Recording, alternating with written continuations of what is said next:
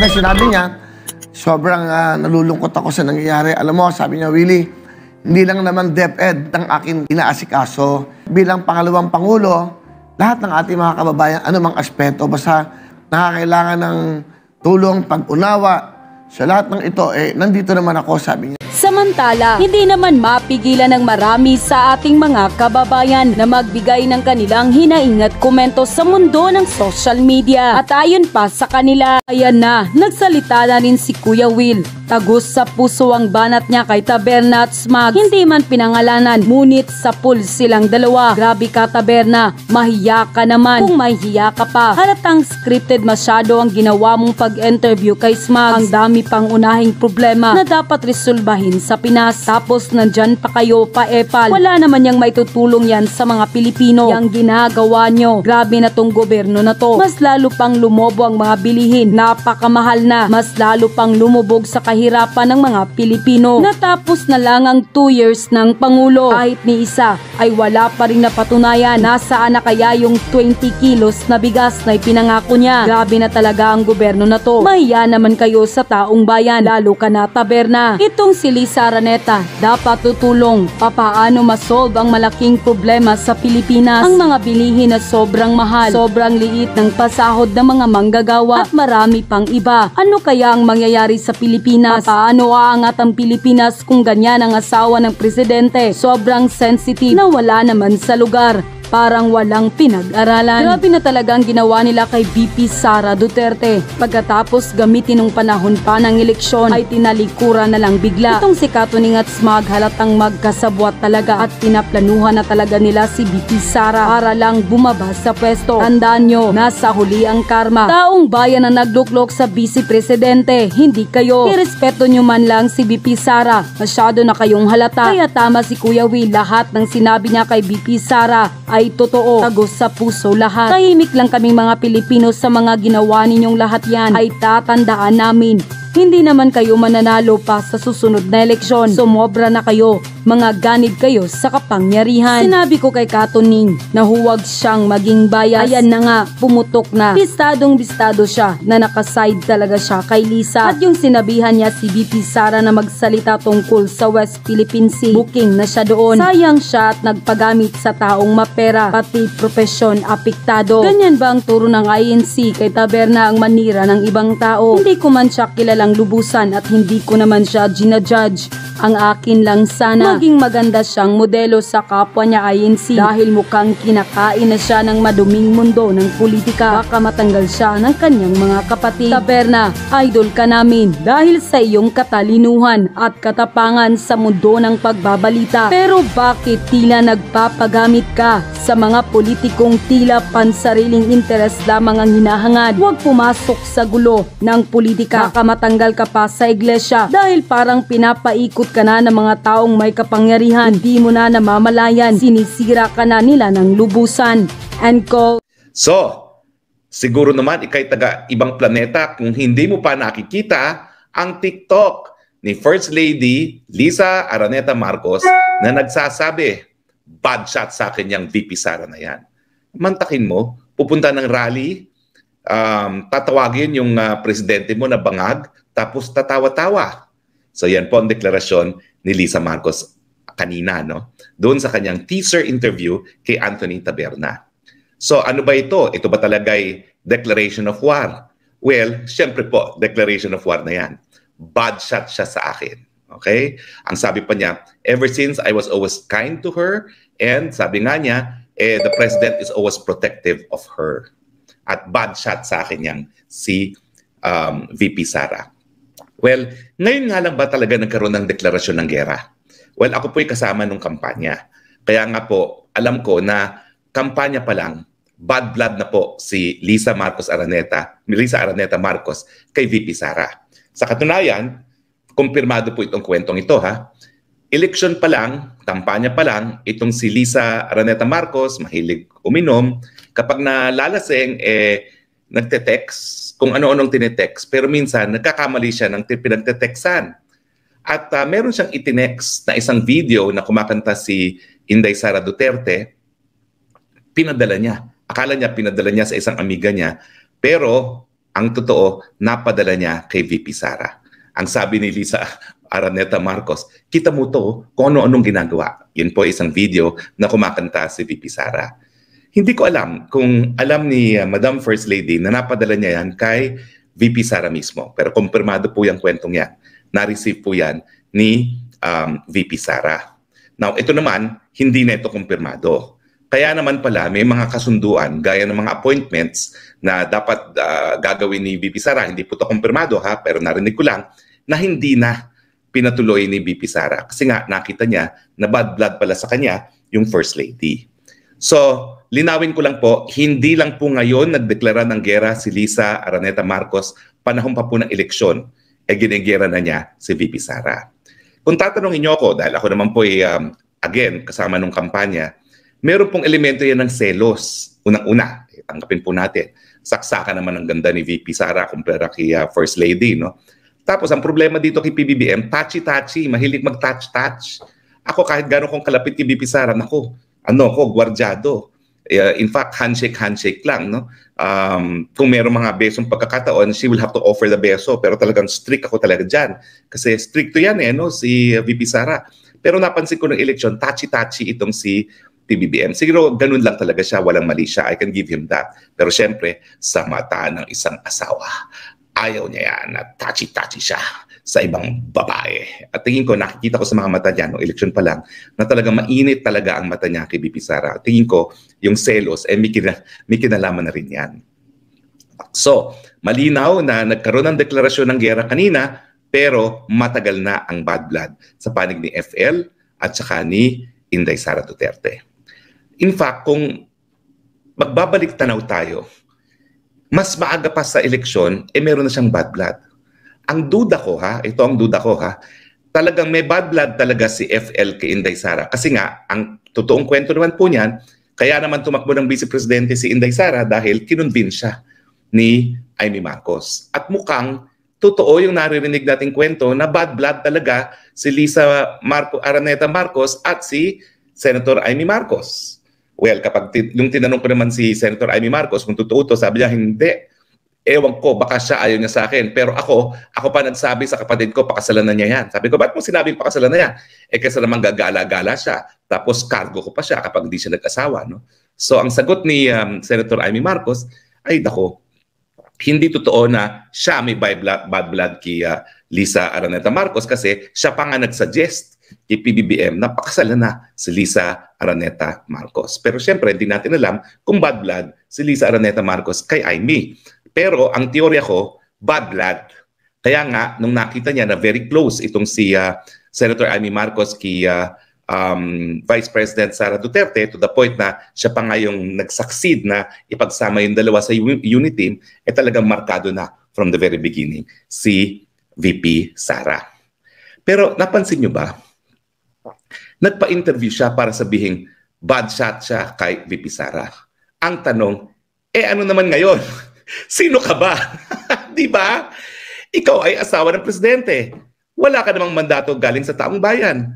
Bakit kinakailangang suyuin ka ng pangalawang pinakamataas na opisyalis ng bayan na mas mataas pa nga ang mandato na binigay ng taong bayan sa kanya kung ikukumpara sa presidente?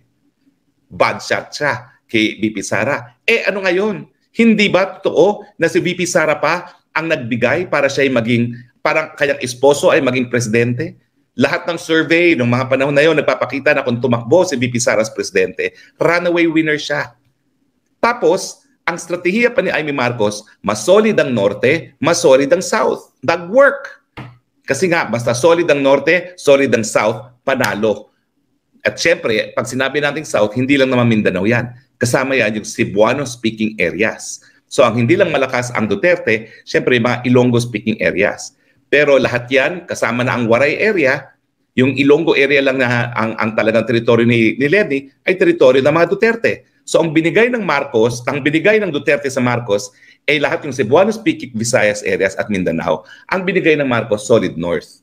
Ang talagang pinaglabanan, Central Luzon, Metro Manila, and Southern Tagalog dahil ang Bicol region naman talagang Kireni. So talagang ang nagdeklara ng winner dyan yung Central Luzon, Metro Manila, and Southern Tagalog na nakuha naman ng Marcos Duterte. At tingin ko naman, traditionally, yaang Southern Tagalog at saka Metro Manila, hindi talaga boboto sa Marcos yan.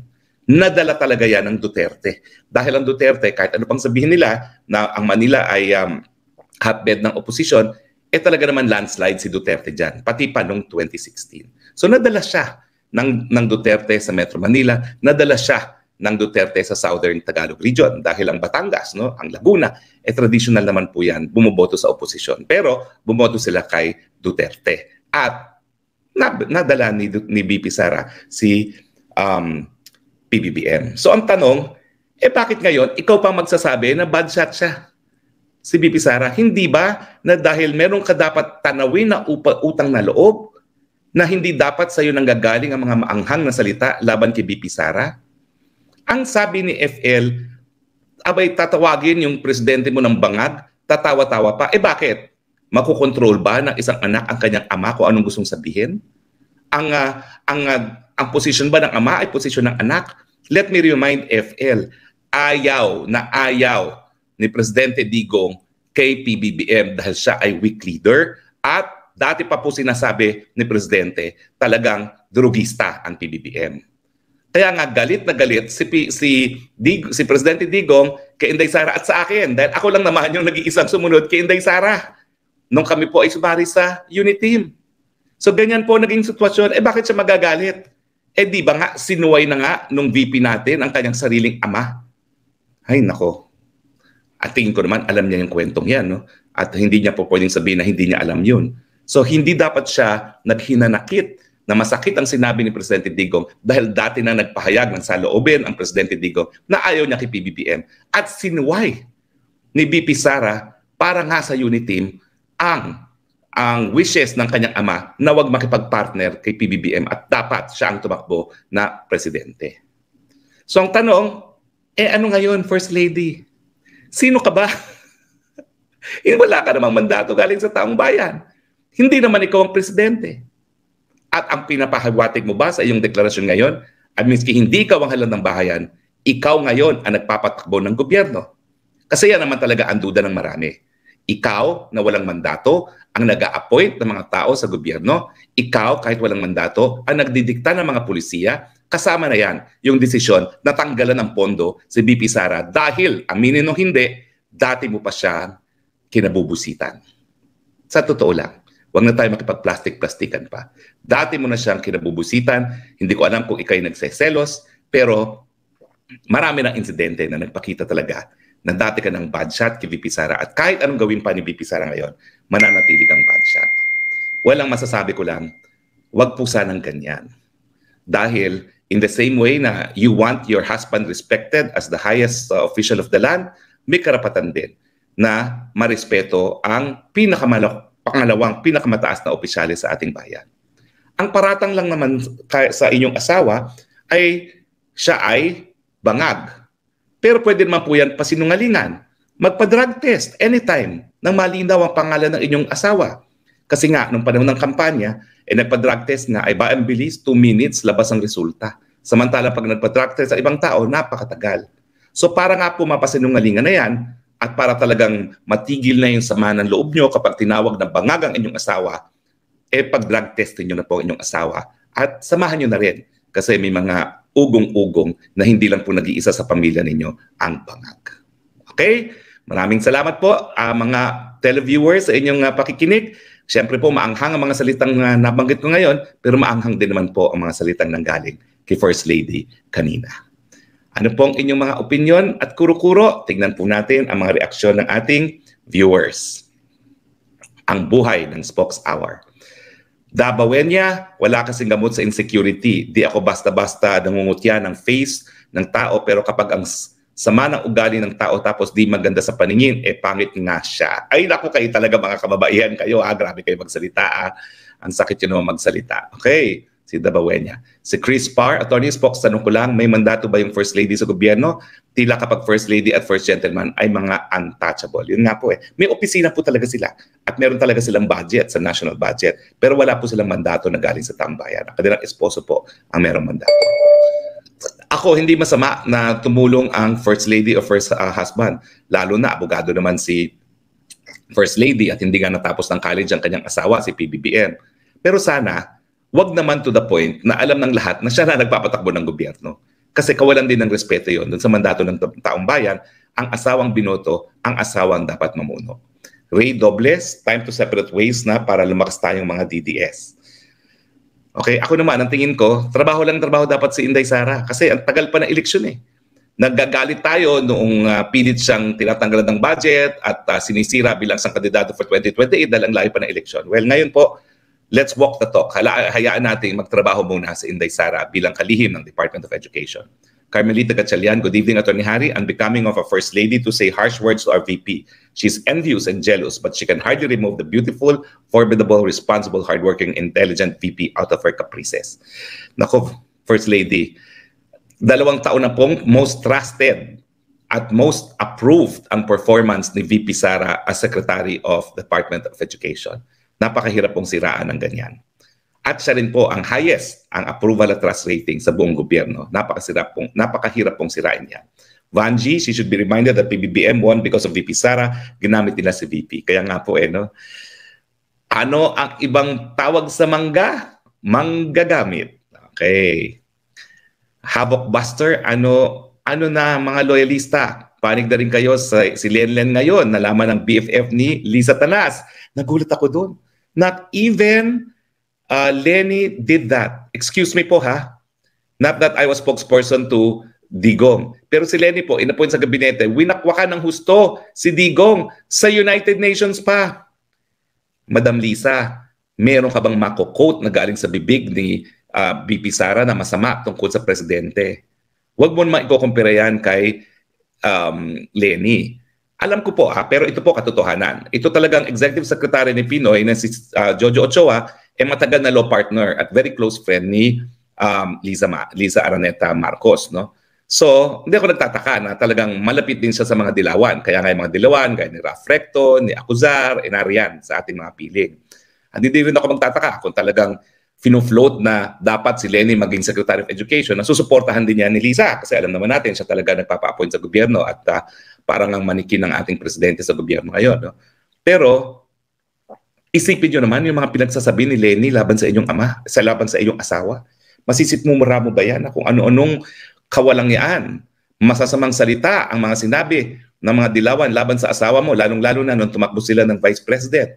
At itong tumakbo siya ng Presidente, tapos ngayon, kakampihan mo ang mga dilawan na sinasabing, not even Lenny did that. Naku, nakakakilabot po. Wag naman po. Okay, thank you, Havoc Buster. Chris Parr, wala sa hulog itong si BBM kung yung mismong asawa niya na si Lisa ay hindi niya makontrol at mapagsabihan na wonder na hindi siya kayang kontrolin ng bansa. Kaya walang direksyon na ating bansa. Well, yan nga po yung sinasabi ni dating Pangulong Duterte, PBBM is a weak leader. Tama po kayo, kung hindi man lang niya makontrol yung asawa niya, paano niya mapapatakbo ang isang bansa? Arthur Fernandez, hi attorney, finally naka-join din ako sa live mo. Yes Arthur, attorney, ask ko lang why tahimik si FPGMA ngayong even a single defense in favor to Inday Sara, nakapagtataka lang. Well, alam nyo naman, nagsimula ang lahat ng gulo kasi kinampihan ni Inday Sara si FPGMA, no? Noong tinanggal siya as senior deputy speaker, no? At nagsabi si Inday Sara ng salitang tambaluslos, no? So, ewan ko lang po kung ba't siya tahimik, okay? Leila Roque, halata naman kay BBM na ayaw niya maging next president si Sara kaya ganyang trip niya sa mga Duterte. Di niya magawang tanggalin si VP sa DepEd kasi nagagamit pa niya si VP kahit papano. Well, sulong at matatag na Pilipinas. Good evening, Attorney Harry. Remember the surveys before filing noong 2021? Puro number 1 po si VP Sara noon. Tapos sasabihin niya sila ang reason bakit nanalo si VP. Gigil kami sa buruhang Lisa Tanas. Alam po ng tao yun talaga na nagbigay si VP Sara dahilan kung bakit presidente ngayon si PBBM. Hindi naman po pwede baguhin ang kasaysayan. Mylene Roscain Ramos, talagang ginamit lang ng mga Marcos si VP Sara. Buisit talaga yan si Liza. Baka tanggalin nila si VP sa DepEd kung gagawin nila yan. Please, VP Sara, huwag kang mag-alala. Marami kami susuporta sa iyo. Nakakataas balahibo naman po ang inyong pagsuporta sa ating VP. Eunice Esinio, partida, tumawa pa lang si Inday sa rally. Paano na lang pag i-head on sila? Waiting ka, Inday, yung savage era niya. Kayo naman, gusto nyo ng sabulutan, ha?